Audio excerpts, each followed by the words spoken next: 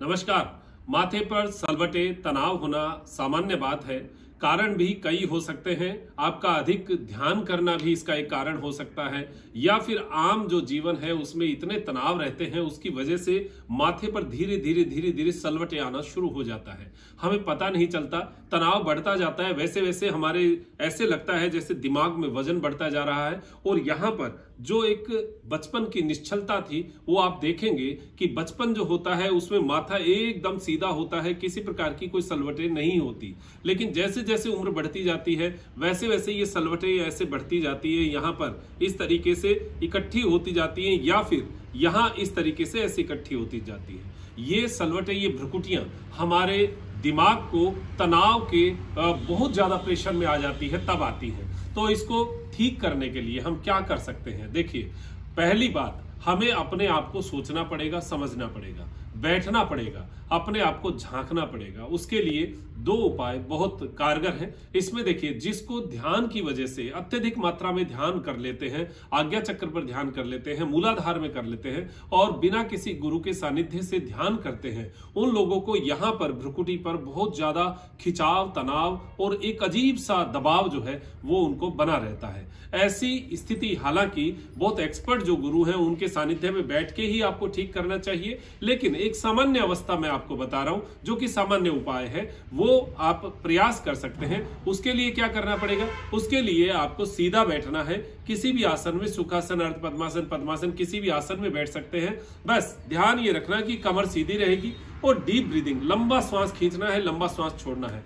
देखिए, इसमें मुख्य रूप से आंतरिक क्रियाएं ज्यादा है, बाहर कुछ नहीं है। अगर आपको ये भ्रुकुटियां तनी हुई रहती है, अगर तनाव आपको ज्यादा महसूस हो रहा है, तो कमर सीधी, हाथों को एकदम ढीला छोड़ दीजिए और इस प्रकार लंबा श्वास, डीप ब्रीदिंग, लंबा श्वास भरेंगे और लंबा श्वास छोड़ेंगे। अब देखिए, लेने का तरीका यह है कि नोस्टल एरिया पर आपको किसी प्रकार का प्रेशर नहीं रहना चाहिए। जो आप श्वास ले रहे हैं उसकी टक्कर यहां पर महसूस होनी चाहिए और गहरा अंदर तक जो है आपको श्वास महसूस होना चाहिए। धीरे धीरे जब आपके अंदर तक, गहराई तक श्वास जाएगा, आपको एक अच्छा सा सुकून सा महसूस होगा। और फील इसके साथ क्या करना है, जैसे ही वो श्वास अंदर जाता है आप लंबा खींचिए, धीमी गति से खींचिए। तेजी से खींचे हुए श्वास में किसी प्रकार की शांति महसूस नहीं होगी।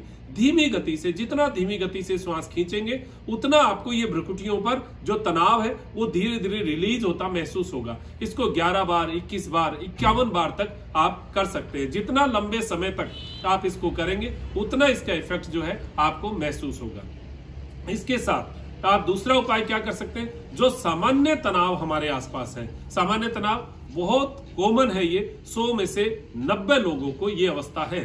तो इस तनाव में क्या रहता है, इसमें काम की बहुत बर्डन रहती है, टेंशन रहती है। उन लोगों के लिए ये श्वास वाली क्रिया भी बढ़िया है और इसके साथ ओम का जाप सबसे बेस्ट है। यथा ब्रह्मांडे तथा पिंडे, पूरे ब्रह्मांड में जो नाद चल रहा है वो नाद ही ओम का नाद है। उस नाद को अगर इस पिंड में भी हम गुंजायमान करते हैं तो इस ब्रह्मांड से, उसकी फ्रिक्वेंसी से हमें एक अच्छा सा फीलिंग जो है महसूस होगा। देखिए, मैं कोई हवाई बातें नहीं करता, आप करके देखिए, करके आपको कैसा महसूस हो फिर आप देखिएगा। अगर नहीं समझ में आए तो कोई आसपास योगाचार्य होंगे अच्छे, उनके सानिध्य में बैठ के आप सीखिएगा कैसे उस जाप को करना है। मेरे इस पे ओम के जाप पर बहुत सारे वीडियो हैं, आप देख सकते हैं। यूट्यूब पर डॉक्टर मनोज योगाचार्य डालेंगे तो आ जाएगा। ऐसे वीडियोस में आप वो देखें कि ओम के नाद को कहां से शुरू करता है। 3 पार्ट होते हैं। आ, जो हमारा पेट का हिस्सा है, ऊ जो कि हमारा फेफड़े का हिस्सा है, हार्ट का हिस्सा है, और मैं, मकार, जो कि हमारे यहाँ का मस्तक का हिस्सा है। तो मकार सबसे ज्यादा लेना है क्योंकि इसी हिस्से पर हमें ब्लड का सर्कुलेशन पहुंचाना है। तो इसका अभ्यास सीधी कमर करके ही करना चाहिए। ज्ञान मुद्रा लगा लीजिए, अंगुली को अंगूठे के पास, और लंबा श्वास, डीप ब्रीदिंग, पूरा लंबा श्वास भरा और एक नाद हल्का सा यहां से शुरू करना।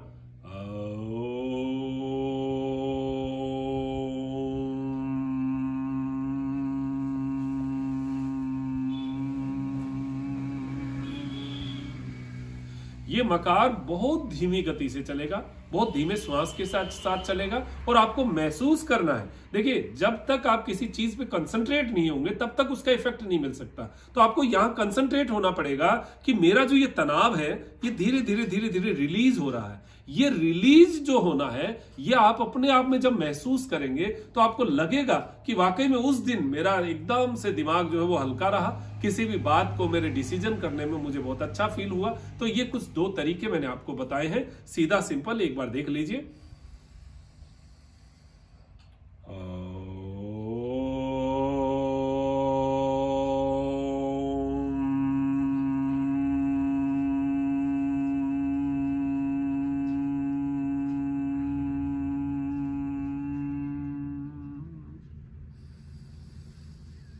गहरा श्वास भरा, पुनः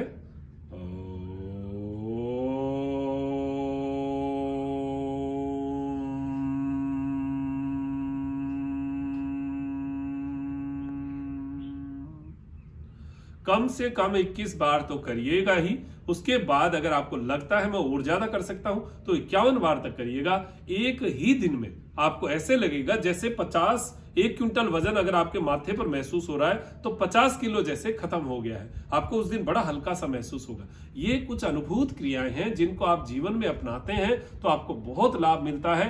ये छोटी छोटी चीजें, इनमें किसी प्रकार का कोई खर्च नहीं है, किसी प्रकार का बहुत ज्यादा एक्सरसाइज होने की आवश्यकता नहीं है। सिंपल सी चीजें हैं, चेयर पर बैठकर कर सकते हैं, कहीं आप ऑफिस में बैठे वहां कर सकते हैं, घर पे कर सकते हैं। सुबह खाली पेट तो और बेहतर है। बाकी अगर आपको समय ना मिले तो जब समय मिले तब आप 11-21 बार तो अभ्यास कर ही सकते हैं। डीप ब्रीदिंग तो आप कभी भी करें, आपके लिए फायदेमंद ही होता है। तो ये कुछ चीजें हैं जो सिंपल सी चीजें आपको बताई है, आपको लाभ मिले ऐसी अपेक्षा करता हूं। डॉक्टर मनोज योगाचार्य, त्रिनेत्र टीवी के लिए त्रिनेत्र योग धाम से नमस्कार।